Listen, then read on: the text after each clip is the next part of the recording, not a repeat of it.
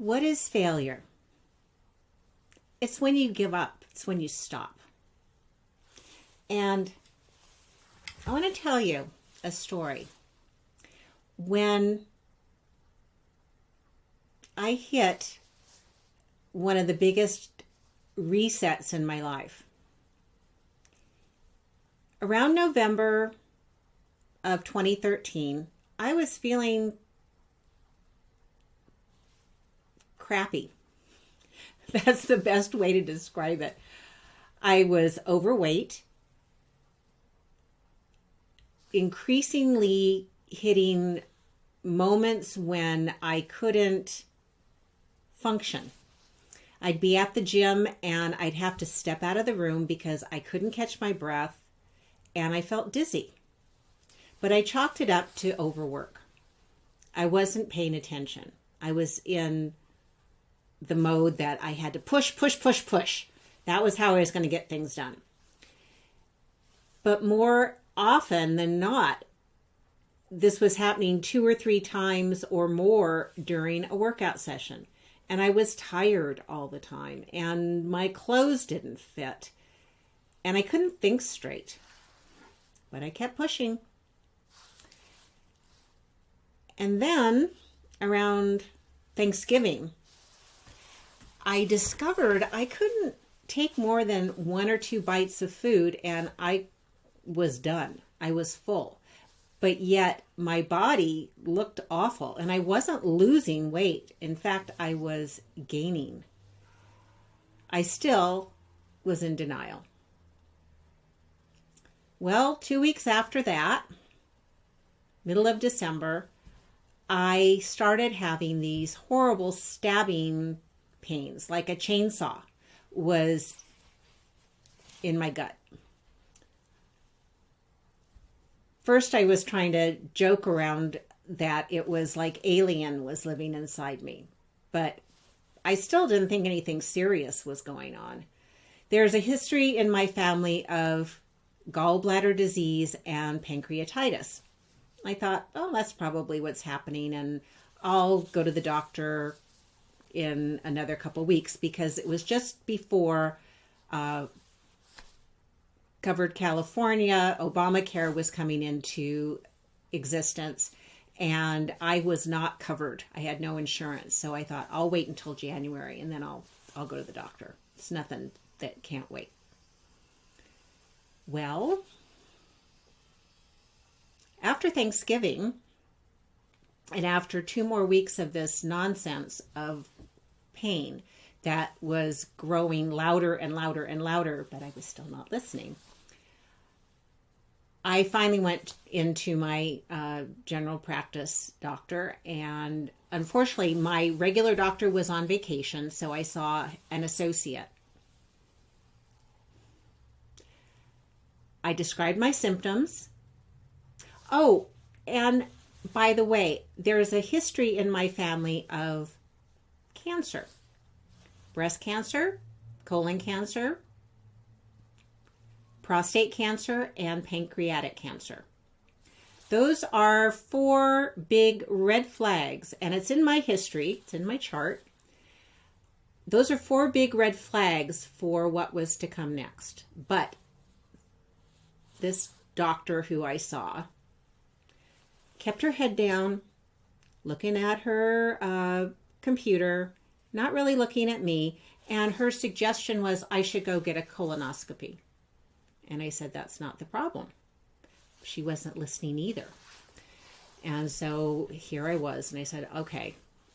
Or her other suggestion was I could go to the emergency room. And I said, the emergency room? I'm not covered. I have no insurance. I can't do that. So I left her office feeling rather angry, upset, and dismissed. I was back in the office a week later, even though I don't like that particular doctor. And I told her the symptoms were increasing. I was in major distress, and she said the same thing as before. Oh, you can go have a colonoscopy, or you can go to the emergency room. Well, that wasn't on my agenda. So now it is about, I think this was the week before Christmas. And I was planning to go to a party for New Year's celebration the following week. But by this time, do you see the color of my backdrop? I was not even that, I didn't even have that much color in my face, but I was gray. My skin looked nasty.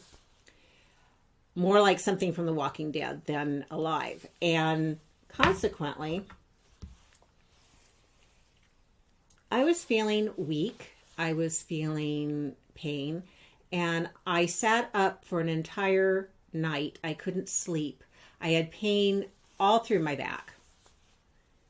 Oh, and by the way, I found that I think that week also I had gone to my yoga class and my back seized up when I was doing the child's pose. I was supposed to be in a rest pose and my body just said, yelling at me.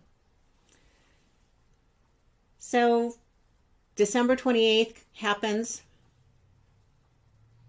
I haven't slept all night. When my husband woke up, I said, I am in pain. I couldn't even breathe at this point. Wound up in the emergency room and was told that I had cancer.